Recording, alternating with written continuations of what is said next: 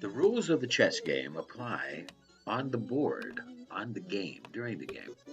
The rules of the chess game do not apply off the board. In fifth grade, we are taught that our bodies are made of atoms.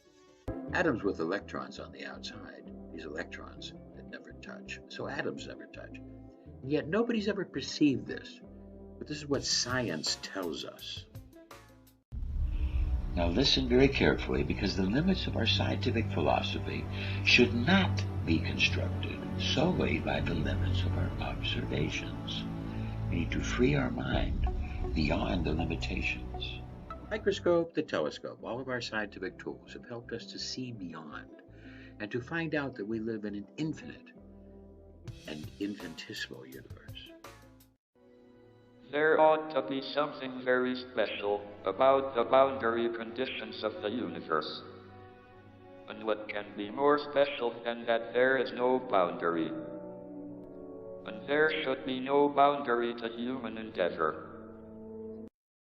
Finally, Stephen Hawking realized there's no boundary conditions in the universe. The universe is infinite. But where are you in the universe? Or here's a better question. Where is the center of the universe?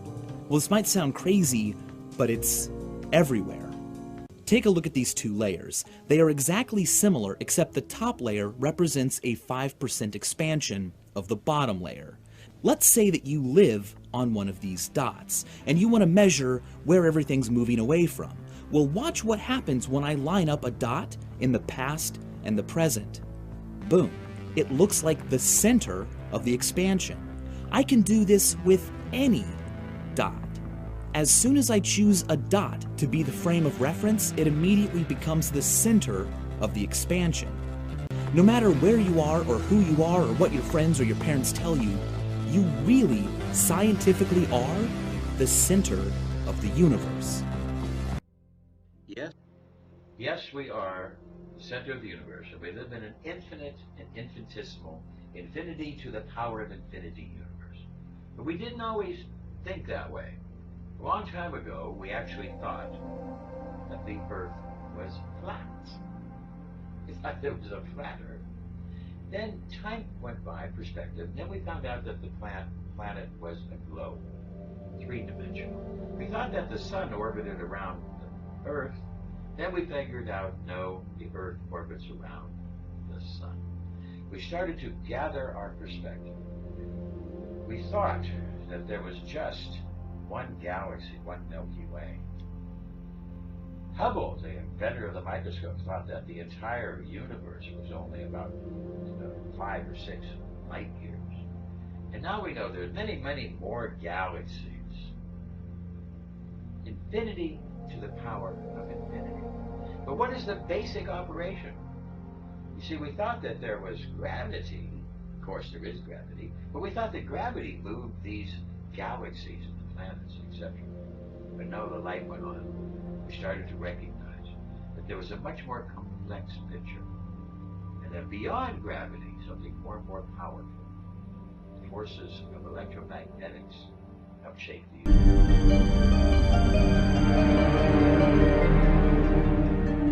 Sir Isaac Newton was the first to state the law of gravity.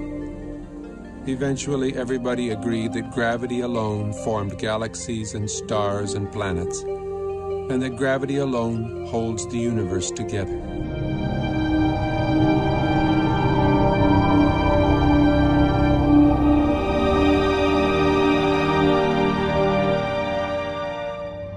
Then we discovered a force 1,000 billion times more powerful than gravity.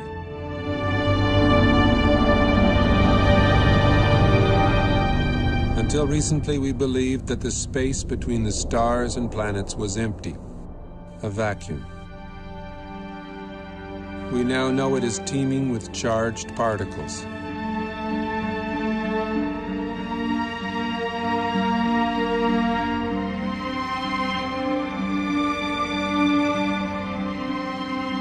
We see glowing electric filaments spanning millions of light years.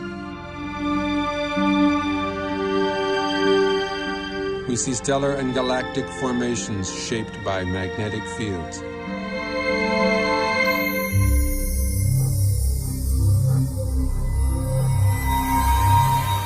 Only electric currents create magnetic fields.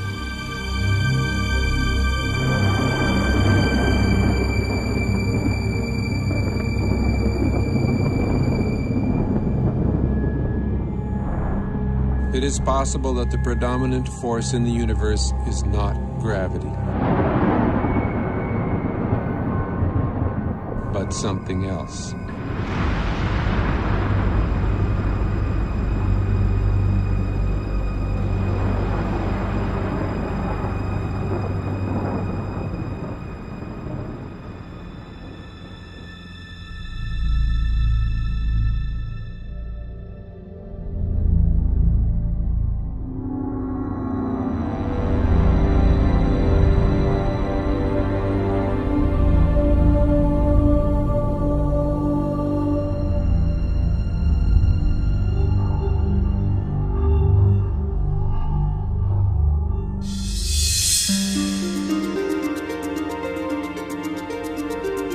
Recent discoveries in space have amazed and perplexed astronomers. Current popular theories in the sciences can neither predict nor explain the phenomena we are now observing.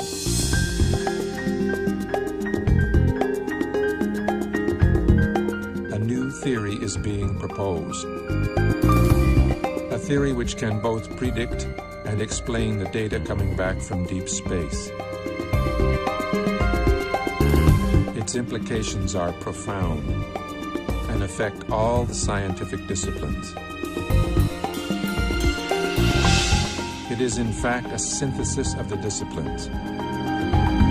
A synthesis which has already led to discoveries that link modern astronomy, leading-edge plasma physics, and ancient mythology.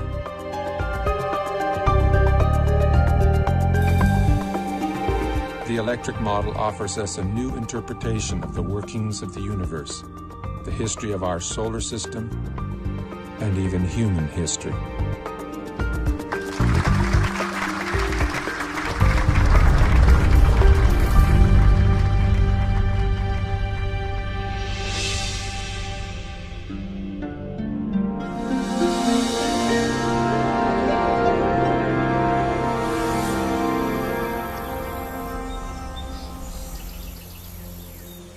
The rise of science was a triumph over mythology, over magic and superstition. That's why the word science today implies reliability. The word myth means fiction, not true.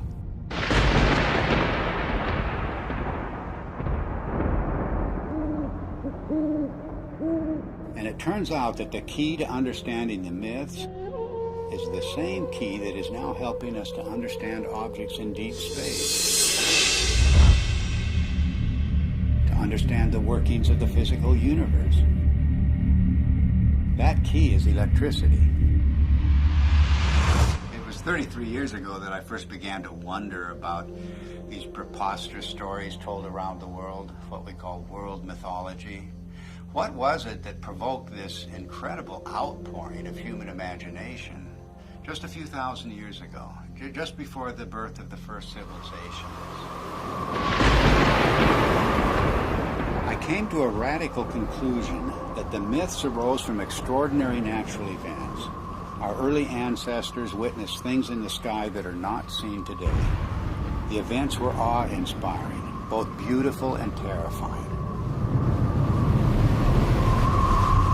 So it shouldn't surprise us that the myths are so incomprehensible.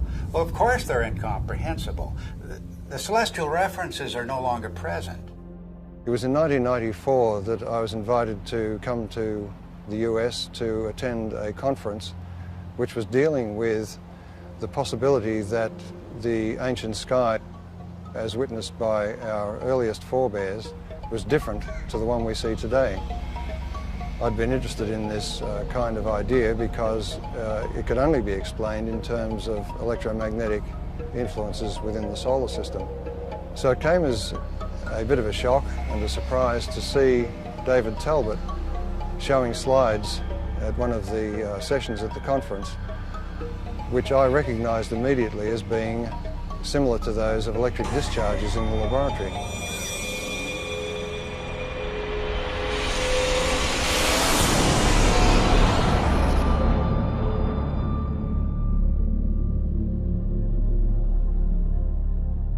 It was wonderful for me personally to come to my first Cronium meeting and hear Dave Talbot, and I still want to see some of those slides that he showed again and again and again that explained the white crown of Egypt and the rest of these things that he showed us, all from mythology, all from thousands of years ago.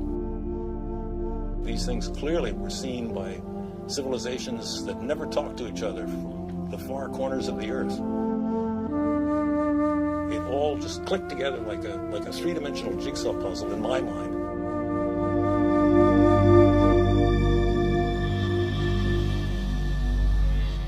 A breakthrough for me came when I realized that many different cultures spread around the world use different words, different symbols, different myths to describe precisely the same formations in the sky. The Ouroboros, or celestial serpent biting its tail, for example, occurs on every habitable continent, but it has no ties to the world we now observe. Like all of the archetypes, it is part of an alien sky.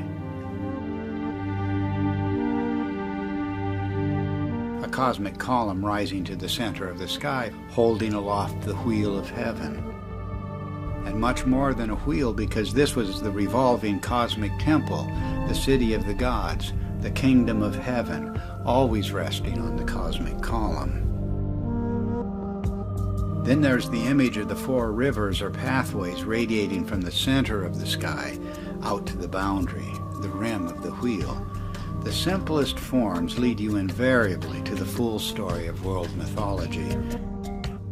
The hero's journey unfolds as the story of the wheel's axle. The mother goddess finds her identity in the star at the summit, the hub and spokes of the wheel.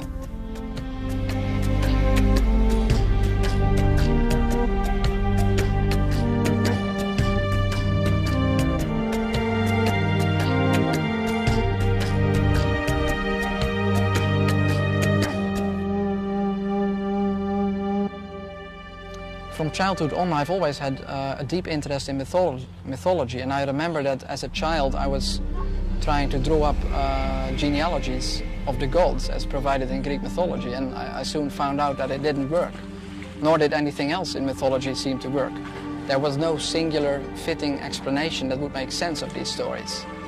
So I basically laid this whole subject to rest, and I didn't look at it for many years, until I came across the work by Dave Talbot and Everett Cochran mainly, whose articles were real eye-openers for me. And as soon as I began to read these articles, it became clear to me that we were really looking here at a very important key to the unlocking of myth. And the recent findings provided by plasma physics are capable of providing that key. Based on the results we have seen so far in Dr. Perret's investigations with petroglyphs, which he matched successfully to laboratory experiments involving plasma, it has now become crystal clear and I think undeniable that the morphology of plasma as it manifests itself both in the laboratory and in space can account successfully for the major themes in mythology. To find the true meaning of the myths, we follow a forensic approach. The purpose is to expose the points of agreement between the different cultures, because here at the level of the archetypes, everything is unified. There are no isolated themes of myth at the level of the substructure. This is like a holograph. Follow one archetype and its links to other archetypes, and you will find one story told around the world.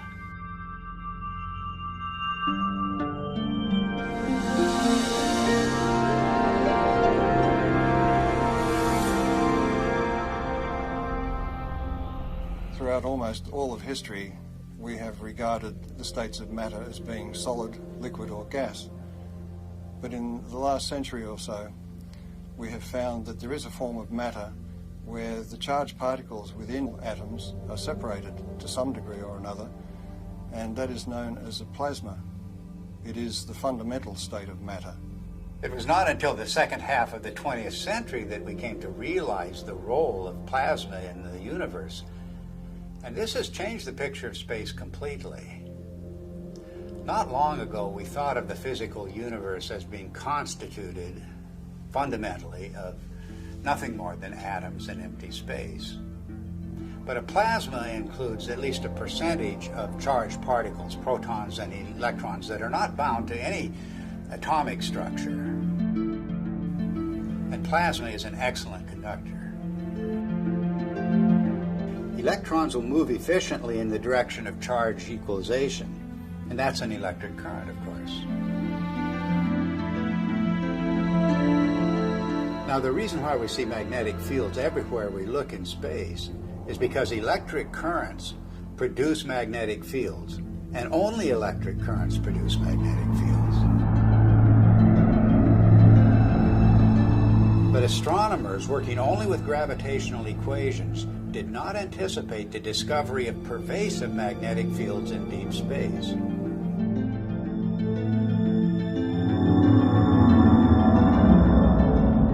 Electric currents also account for the abundant filamentation of space plasma. First, the electric currents produce the magnetic fields. Then these fields confine the electron flow to narrow paths. Such current paths, or filaments, are called Birkeland currents, named after the pioneer Christian Birkeland. They are typically braided just like the twisted wires of transmission lines on Earth. Well, that's their role in space, to conduct electricity across vast distances, creating the astonishing structures we observe in every direction. None of these structures were anticipated by gravitational theory, and none are indicated by the behavior of neutral gases in a vacuum. In any theory of the universe, plasma is extremely important because it has been found since the space age that it makes up 99.99% of the visible universe. So our inexperience with it on the Earth's surface is rather crippling when it comes to trying to decide on a cosmology to explain the visible universe.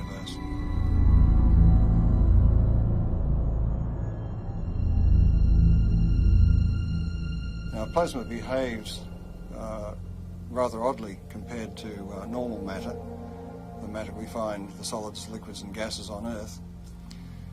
If you look at a novelty plasma ball, you will see that it forms these bright filaments that dart all around inside the globe.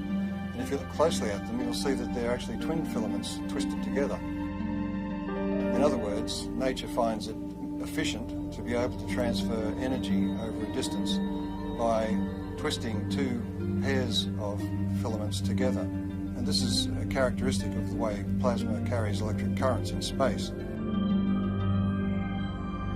And one of the puzzles that has faced astronomers since the space age is the discovery of filamentary structures in galaxies, around stars, even the cometary tails of planets and comets themselves. These filamentary structures have come as a surprise.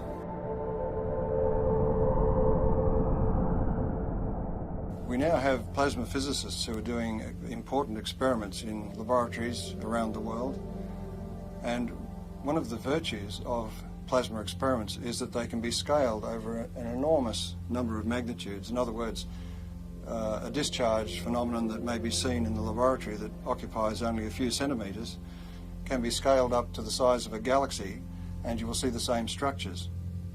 Now, this introduces a new area into cosmology where we can do experiments on Earth which can verify our ideas, our theories about how the rest of the universe works.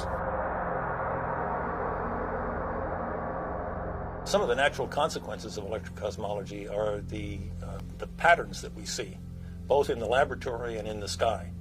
A very good example of this is the work of Dr. Anthony Peratt, who was a graduate student of the very famous Hannes Alfvén, who was really the father of electric cosmology.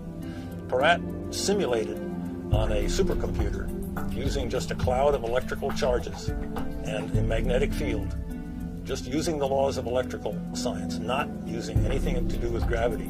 He simulated what looked like a spiral galaxy. And the interesting thing is that Peratt's spiral galaxy in the laboratory had exactly the same rotational properties as the real spiral galaxies that we see in the sky do.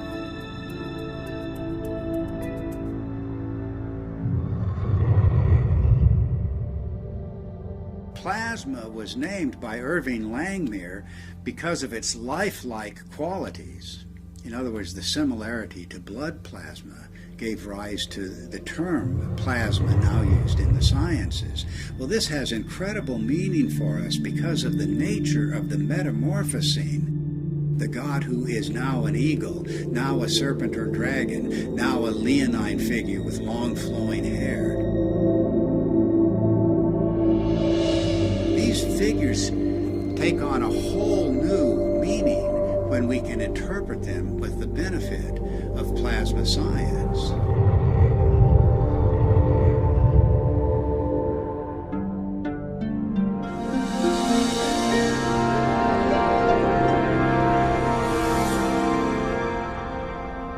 The new instrumentation that was developed in the space age expanded our ability to perceive things, perceive facts. We could now see things in the entire electromagnetic spectrum instead of just the narrow sliver of visible light. What you're seeing is the actual moment of deploy there when we take the switch to deploy, and it's so quiet. And we had sensors that were out in space. We were freed from the geocentric and anthropocentric order that had prevailed before.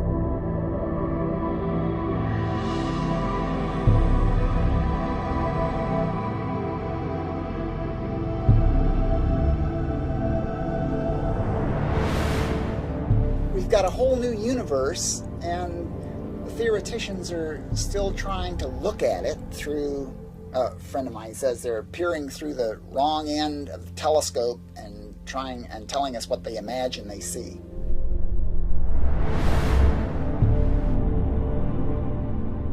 Modern cosmology gives us a rather disconnected view of the universe. In other words, we are separated star from star by vast distances. Light takes a long time to travel between stars and across galaxies, and therefore we look upon ourselves as isolated and disconnected. The electric universe takes a different view. It says that we are a part of the sun's environment, electrical environment, and the sun is a part of the galactic environment, and the galaxy itself is strung, like all galaxies, on huge electric currents flowing through the universe.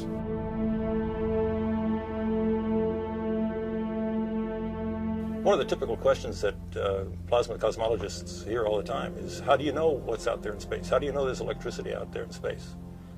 Is there energy out there in space? Why should we consider anything more than gravity?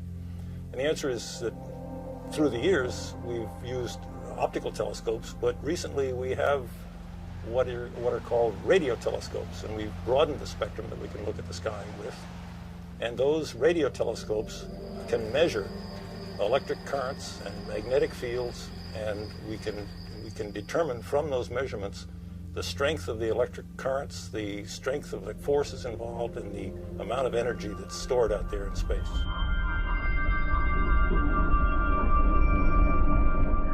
The two major pillars of modern cosmology are based on the theories of relativity and quantum theory, and yet, as Einstein himself noted, the two are incompatible. And that may be because the theories of relativity deal with matter as if its only consequence is the bending of space. The electric universe, on the other hand, deals with the electrical structure of matter at the subatomic level and then works its way up through living systems, if you like, planets, stars, galaxies, and the entire universe, and shows that it is the electrical structure of matter that forms the amazing shapes we see in deep space.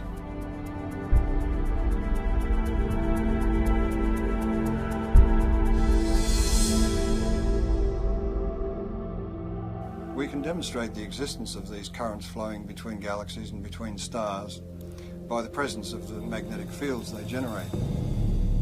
Magnetic fields are threaded through space at all dimensions, within the solar system, on the surface of the sun, between stars, and within galaxies, and even between galaxies. Now, a magnetic field can only be generated by electric currents. So in other words, to continue that magnetic field for any length of time requires that there be electrical power input into those magnetic fields. And that raises the whole question of where does this power come from?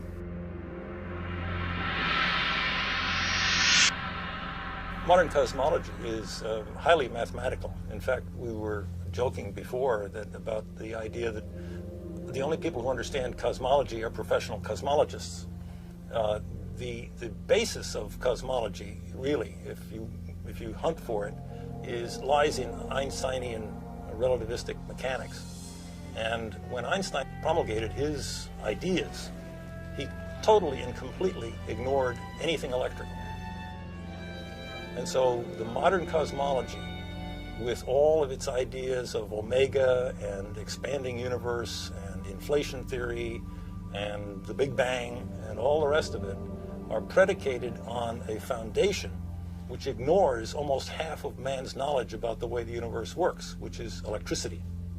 It may sound like I'm dismissing Einstein and his theories of relativity out of hand, but we have to give Einstein credit for his integrity in pointing out that his theory did not meet his requirements, and that is that his theory had to be tied back to some form of reality. And there is no explanation as to why matter should curve space to give the effect of gravity. He felt that quantum theory, being a probabilistic theory, divorced cause and effect. And this is one of the things you cannot do in physics, is divorce cause and effect. Otherwise, you might as well give up and get a real job. But this is a puzzle that dogged Einstein through his later years, to the point that his followers tended to go off and use his geometrical explanations to conjure up things like black holes and neutron stars and so on, and the expansion of the universe and the Big Bang, without referring back to Einstein, who, with great integrity, said he wasn't satisfied with his explanation.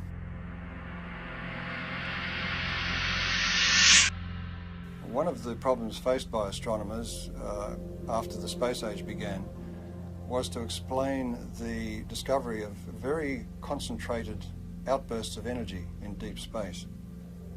And that meant for them, since gravity is the only driving force available to them, that they required an infinite concentration of mass, because gravity is an infinitely weak force.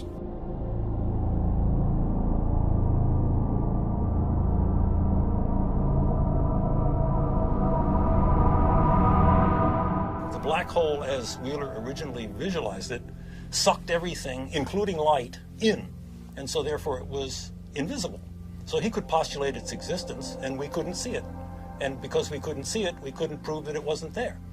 Later on, in order to explain these fantastic emissions of energy from galaxies, it was proposed, and I believe it was Stephen Hawking who did it, that there were various types of black holes, some of which actually then spat matter back out again in jets. Because, why? Because we had observed jets. In the electrical model, it's quite simple.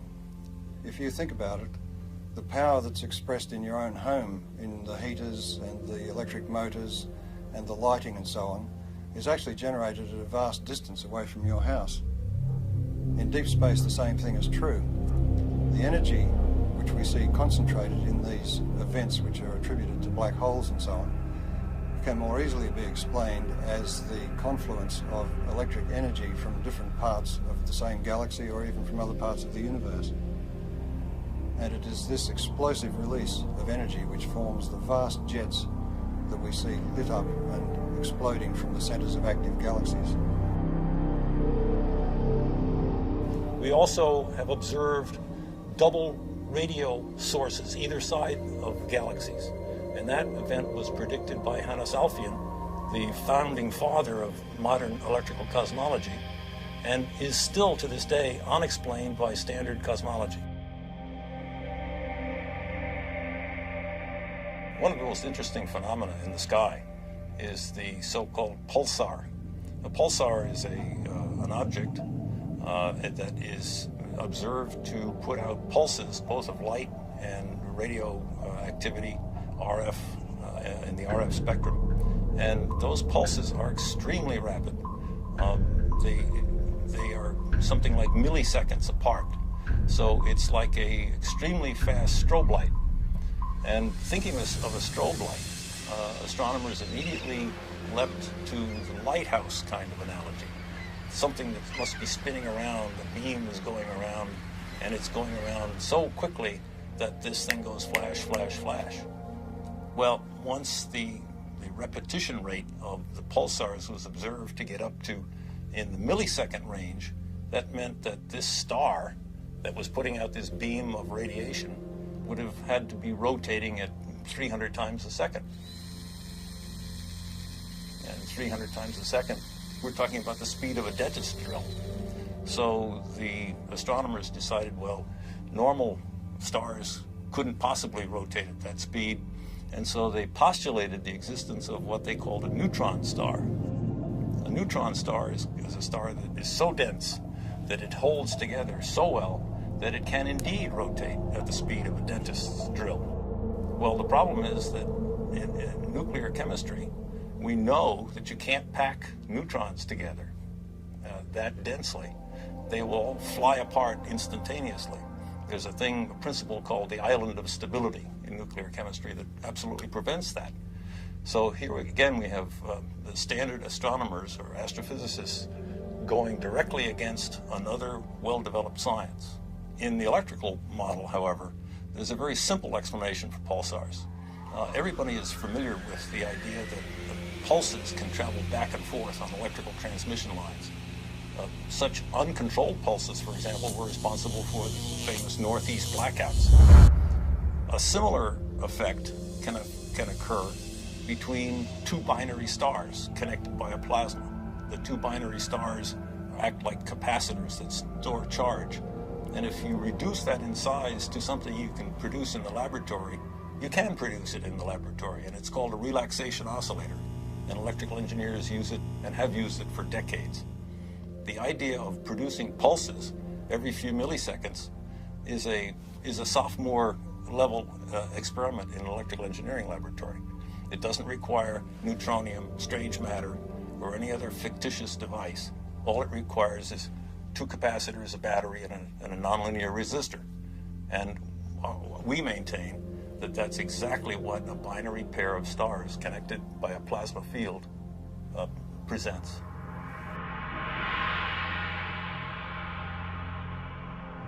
A typical ion in the solar wind, a hydrogen nucleus, moving about 20 kilometers per second, which is relatively slow for the ions in the solar wind, in the magnetic field of the sun, experiences potentially magnetic forces that are something like 10 million times the strength of the gravitational force on that same ion from the sun. An interesting demonstration that illustrates very readily the relative strength of magnetic force and gravitational force is the simple idea of a ball bearing sitting on a wooden table. The entire mass of the Earth is pulling downward on that little ball bearing, and that's what prevents it from flying out into space. But a child can come along with a little horseshoe magnet and click, pick that ball bearing up instantly. The space age presents us with an interesting paradox. The technology of science is really quite extraordinary, and technology has taken us out into space, taken us to the moon, taken probes to distant planets, opened up whole new vistas in remote space with new telescopes and new ways of measuring what's happening in space. But the picture of theoretical science is much different.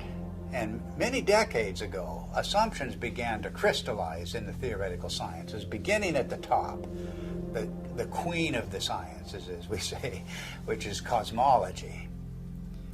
These theoretical assumptions have constrained all of the other theoretical sciences.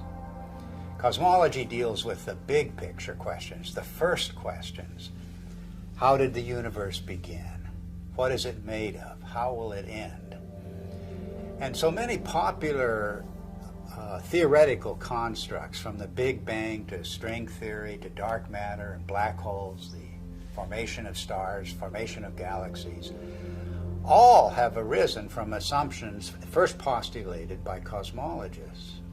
At the same time, these assumptions have defined boundaries for other theoretical sciences, working down from astronomy and astrophysics to the space sciences, solar theory, even Earth history, even human history, have all been confined by these boundaries established by the queen of the sciences, cosmology.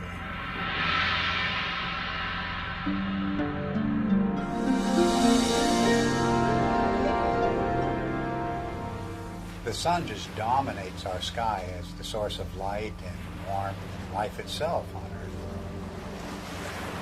And this preeminence of the sun is so clear and obvious that it remains a mystery why virtually every ancient culture insisted that before the present sun, there was a quite different luminary ruling the sky, the central sun, the superior sun, the best sun, the motionless sun. And all of these cultures, whatever may be the meaning of these traditions, are insisting that the sky has changed.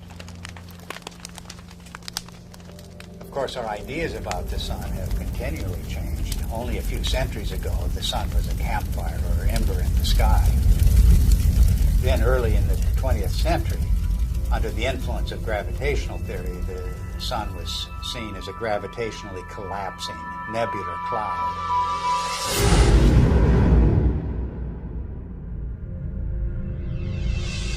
In the atomic age, astronomers began to visualize the sun in terms of a nuclear furnace hidden at its core. But now we're in the age of plasma science, with discoveries of the electric currents in space. And it's inconceivable that these discoveries would not change the picture of the sun again. Plasma cosmologists have been able to demonstrate experimentally and also in the supercomputer that galaxies are an electrical phenomenon, which raises the question about stars, and in particular our own sun, which is the closest star to the Earth, of course. Any theory of the sun has to explain how it could continue to burn for billions of years, and also explain its present size based on its known mass. And of course, as soon as nuclear energy was discovered, it was grasped immediately as the energy source of the sun. But all of that assumes that the sun is disconnected and an isolated body, and that it must consume itself over its lifetime to provide the heat and light that we receive from it. But if the sun is connected to the rest of the galaxy in an electrical sense, it doesn't require to burn itself at all. And the energy that we receive is actually being received from the galaxy, and the sun is acting as a focus for that energy.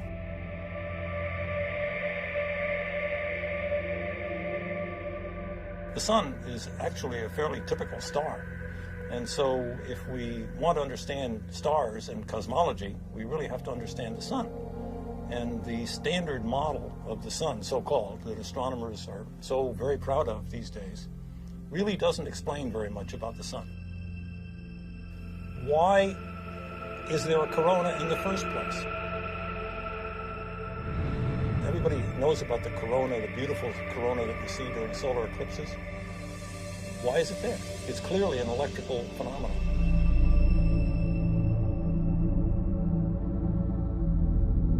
One of the greatest puzzles about the sun has been, with a surface temperature of 6,000 degrees, high above that surface we have temperatures of millions of degrees. And the question has been, how do we get the energy from the center of the sun somehow past that surface to heat the upper atmosphere of the sun to millions of degrees? In the electric model, you don't have that problem, because if the energy is arriving from outside the sun, the first place you expect to see that energy expressed is above the sun in its tenuous atmosphere. And that is the place where particle acceleration occurs, and the apparent temperature goes very high indeed, up into the millions of degrees.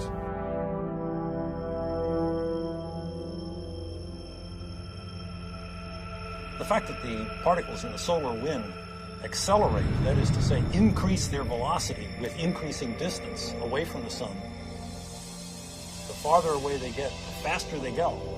And the fact that those particles are indeed charged particles leads me, as an electrical engineer, to come to the immediate conclusion that this is an electrical process.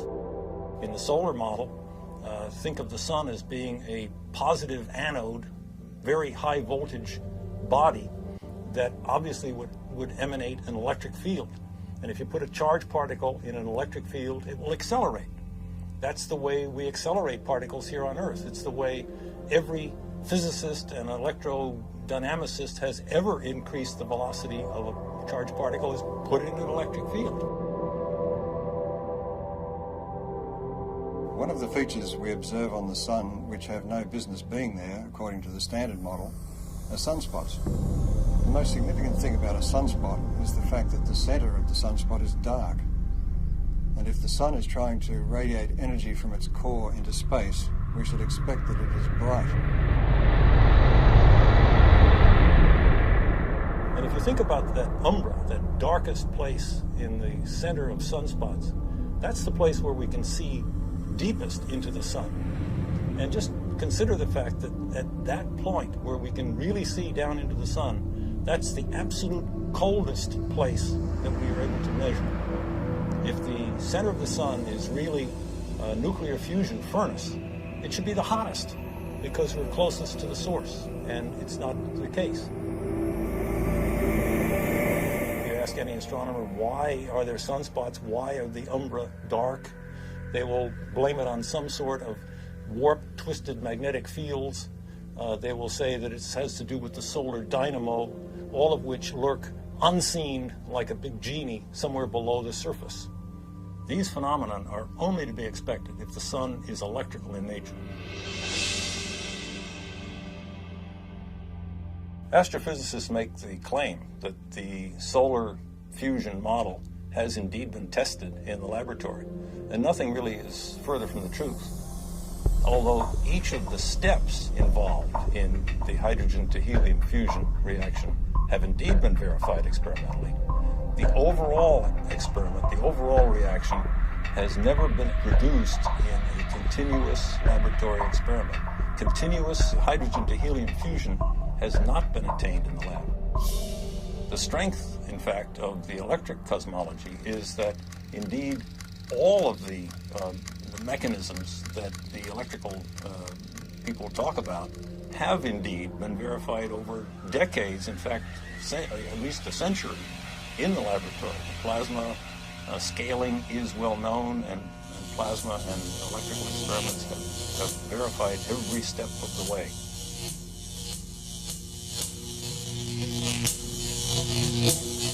There are any number of observations that have ad hoc present explanations, but really have no explanation in the standard model, and are natural consequences of the electrical model. For example, heavy elements, the solar spectrum, the neutrino deficiency, the neutrino variability, solar atmosphere, differential rotation by latitude, differential rotation by depth, equatorial plasma torus, sunspots, sunspot migration, the sunspot penumbra, and the sunspot cycle itself. Magnetic field strength, the even magnetic field, helioseismology, the solar density, and the changing size. All of the observations that in that list are natural consequences of the electrical sun model. Standard astronomers tend to pass them off as being inconsequential difficulties that will eventually someday be solved. I maintain, and so do our colleagues here, that these are not inconsequential, but are rather death blows to the solar fusion model, because they are important. They're not secondary, they're primary falsifying observations for that failed nuclear fusion model. What I find so fascinating about the electric model of the sun is not just that it's a challenge to long-standing theory, but that it opens the door to the ancient world, to an electric sky. The electromagnetic phenomena that we now observe on the surface of the sun and in the vicinity of the sun are direct pointers backwards to the plasma formations that were seen above the ancient sky worshippers.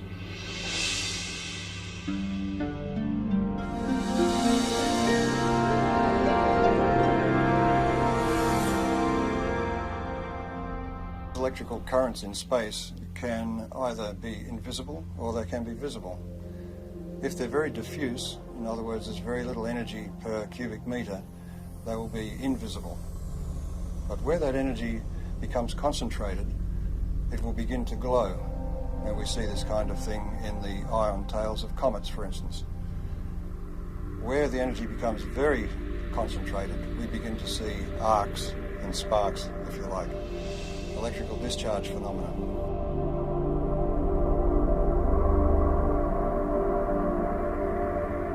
The standard theory of comets comes from the view that the solar system was formed from a rotating cloud of gas and dust, and that the planets, in some fashion as yet unexplained completely, formed from most of that gas and dust, but there were leftovers. And the leftovers are beyond sight, outside the solar system, in a hypothetical Oort cloud, as it's called. We have no observational evidence for such a cloud. The electric universe model of comets is that they are actually parts of well-differentiated planetary bodies that have in the past suffered from electrical plasma discharge machining, and that some of the surface material has been lofted into space, so it is expected to be rocky. The second thing is that because comets trace an elongated orbit, both away from the sun and towards the sun, in that trajectory, its charge changes, its voltage changes. Since it spends most of its time in the outer solar system, the voltage that it has reflects the voltage in the outer solar system.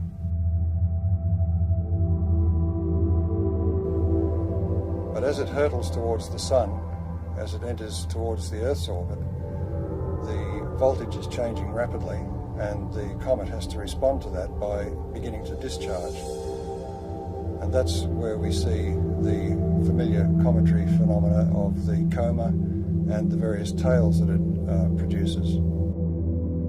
This creates a very distinct difference between the two models, the standard model of a comet, which is supposed to be dust and ice left over from the formation of the solar system, and the electrical model, which says that a comet is an electrical body which begins to discharge as it enters the inner solar system. Ever since we've begun to look at comets in close-up, and Halley was the first one that was observed by several spacecraft close-up, it was found to astronomers' surprise that the material coming off the comet was coming in discrete jets and seemed to be coming from what looked like circular areas on the crater. But the imagery wasn't sufficiently sharp to be able to tell exactly what was going on. This required the standard model to come up with an idea that maybe the surface of the comet is coated in black tarry substance or something which was preventing the material from just evaporating from the surface and forming jets as it burst through the surface. But when later images were looked at as we passed other comets, it was found, to astronomers' amazement, that they were seeing very sharp relief. It wasn't like a melted ice cream, it was looking like a piece of heavily cratered rock. Now this fits the electric model of the electrical discharge birth of such a body. In other words, there's very little distinction between an asteroid and a comet other than its orbit. It was in this context that I looked at Comet Tempel 1, which was chosen as the target for an impact. And the idea was that the impact would create a small crater which could then be photographed by the passing spacecraft, and we could determine whether the material was ice or dust or rock, based on the size of the impact crater. It seemed to me that if this comet was a charged body, there would be several other effects that were unexpected. Principally, as a metal copper object approached the comet, there should be an electric discharge to that copper projectile. In other words, there would be an initial flash, and then there would be the impact itself. And the impact, I suggested, would be far more energetic than was expected, because it would tend to concentrate the electrical discharge in the area of the impact. And also it may change the nature of the jets nearby. So it was with great interest I awaited the results of the impact and watched it on television. Before the impact, the astronomers in the assembled control room were worried that they wouldn't see anything, that the impact would result in a very small puff of dust, and that would be the end of it. So when the impact occurred, they were surprised by two things. One was that there was an initial flash followed by the main impact, which was so energetic that some of the sensors were almost swamped, and the passing spacecraft was unable to achieve its primary aim, which was to photograph the crater. A part of the surprising brightness of the dust released from the impact with Comet Tempel 1 was due to the fact that it was so intense and so widespread. And one of the initial findings was that it seems to be very finely divided dust. Now, this is the same thing that was found at Comet Halley, and it was a surprise then, so it's rather surprising that they are surprised once more. The point is that an electrical discharge on the surface will release material, dusty material, very finely divided. It's a technique that's used in sputtering of metals onto, for instance, astronomical mirrors. So this production of very fine dust is to be expected in the electrical model. But in the standard model, you are asking ices to evaporate or to sublimate, and in doing so to drive off pre-existing dust grains. So there's no way that the dust can be finely divided. It will be in its pristine state. So the production of this great cloud of very fine dust is rather inexplicable in the standard model. The electrical model of comets was driven for several people by Velikovsky's challenge that the solar system had electromagnetic forces to be taken into account. And one of the early pioneers in addressing this issue of are comets an electrical phenomenon was Ralph Jurgens. When he proposed the electrical model of the Sun, it implied that all bodies in the solar system must have, to some degree, a cometary appearance or a cometary effect associated with them.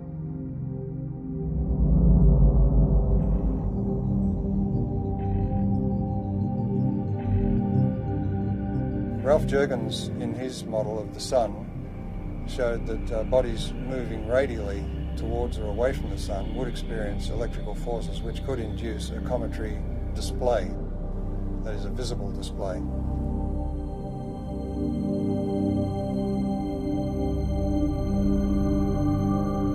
Also working in later years with Ralph Jurgens was Dr. Earl Milton, and he made some predictions and statements about the impact of Comet Shoemaker-Levy 9 fragments with Jupiter.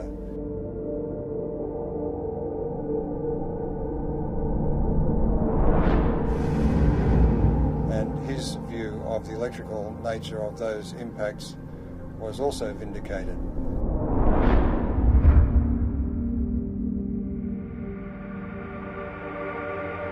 In the electrical model of the solar system, anybody moving away from or towards the Sun at any great rate, for example like a comet, will experience electrical effects which result in a cometary appearance, and that could apply to a planet. Now, Velikovsky, in his research, found that Venus was described as a stupendous comet at some point in ancient times. So it was very gratifying for him to be able to announce at the conference in 1974 that astronomers had discovered what they called a cometary tail of Venus. Some years later, it was announced that it was discovered that stringy things were coming from Venus. And of course, this was confirmation to the electrical model because plasma currents flow in strings. This discovery of a cometary aspect of Venus raises the issue of the intense heat we find on Venus. That intense heat is not well explained at all by any idea that the planet is somehow a twin of the Earth's. It raises the distinct possibility that Venus has had a far more dynamic history than we've been taught.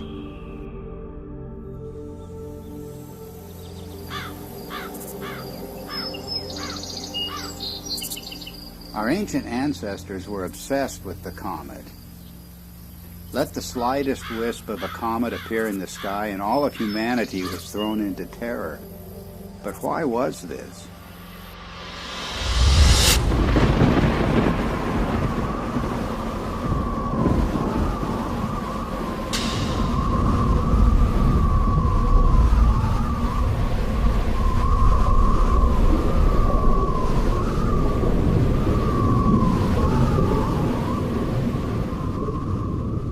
It was cosmic catastrophe that inspired the ancient words and phrases for the comet.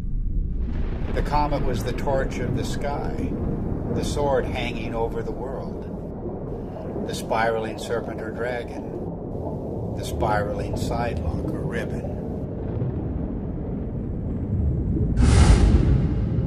The angry or lamenting goddess soaring across the sky, her hair disordered and blowing in the wind.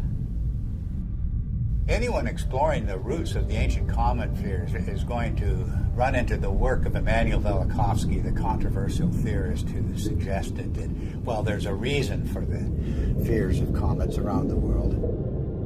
We experienced this horrific cometary catastrophe. The world was devastated by a comet just a few thousand years ago. And Velikovsky went further. He said that not that long ago, planets appeared in the sky with comet-like attributes. In particular, he named the planet Venus as the great comet of antiquity. Both Walt Thornhill and I disagreed with many components of Velikovsky's reconstruction, but we also felt that Velikovsky had nailed certain principles that can help us to understand the early cultures. In particular, Velikovsky was correct in naming the planet Venus as the Great Comet. And the cometary language of Venus goes far beyond anything that Velikovsky himself published. In every corner of the world, the language of the comet and the language of Venus are identical. Venus as serpent or dragon. Venus as torch of the sky. Venus as long-haired star. Venus as bearded star.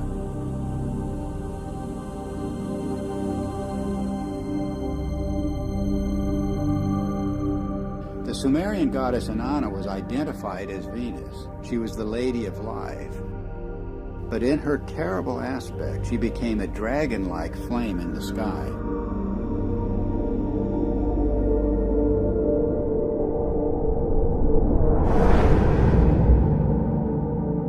The texts say, like a dragon, you have deposited venom on the land, raining the fanned fire down upon the nation. Inanna became a roaring storm. She devastated the land. Mankind comes before you in fear and trembling at your tempestuous radiance, the texts say. Inanna's Babylonian counterpart Ishtar was also identified as Venus. She was the shining torch of heaven and earth. Furious and irresistible onslaught. I rain down like flames, the goddess announces. The Egyptian goddess Sekhmet has the same attributes. She takes the form of the fiery Uraeus serpent. She becomes a flame of fire in her tempest, a star scattering its flame in fire. Sekhmet herself says, "The fear of me is in their hearts. and the awe of me is in their hearts. No one at all can approach her, the coffin texts say. The streams behind her are flames of fire. The astonishing fact is that goddesses everywhere exhibit this terrifying and cometary aspect. The Canaanite Anat, the Hindu Kali and Durga, the Greek Aphrodite, Athena, Medusa, and countless others. And of course you can add numerous counterparts in the New World, from the Incan goddess Chaska to the Aztec goddess Xochiquetzal to the legendary Nokomis of North American Indian tribes. The serpent or dragon is an unexplained mythical archetype. There's nothing like it anywhere in the biological world. And yet the same recurring features will be found in cultures the world over.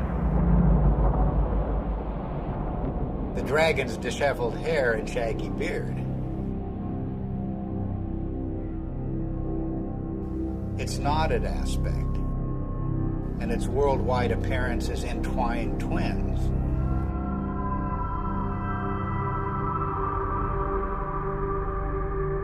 Its fiery or lightning-like emanations, and its effusive feathers. In all of the ancient serpent or dragon images, it's the luminous, filamentary, braided, spiraling, metamorphosing, and destructive aspects that stand out. The very traits of high-energy plasma discharge. The attributes of these mythic monsters remain unexplained only until we see the hairy and feathery attributes of the electric arc in the laboratory. We see precisely the same thing in enhanced images of the comet scale. And we see the same thing in the comet-like discharges of distant nebulas. Gases in a vacuum don't behave this way, but electrified plasma does.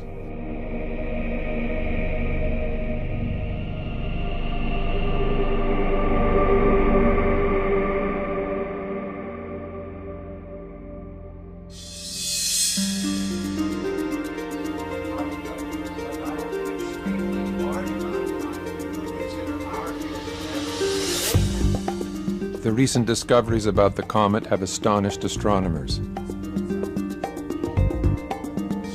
Extreme ultraviolet light, X-rays, supersonic jets, sharply etched surface relief, and cometary nuclei fragmenting explosively.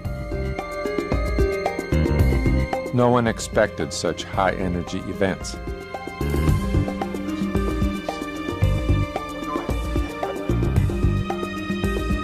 The electric model proposes that the comet is a charged object moving through an electric field. This would explain these phenomena. But what is creating the electric field? Suddenly everything changes. And we are talking about an electric sun, electric stars, an electric cosmology, and a whole new way of looking at how the universe works.